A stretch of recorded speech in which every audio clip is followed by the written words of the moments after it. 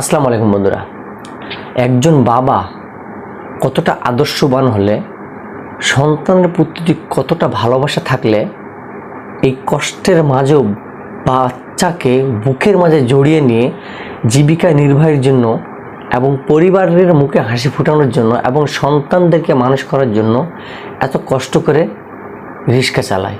তো বন্ধুরা, আপনারা দেখতেছেন আমার এই ভিডিও ক্লিপে যে তিনি রিক্সা চালাচ্ছেন এবং তিনি তার বাচ্চাকে বুকে এক হাতে আগলে রেখে তিনি তার জীবিকা নির্বাহের জন্য এত কষ্ট করে রিক্সা চালাচ্ছেন।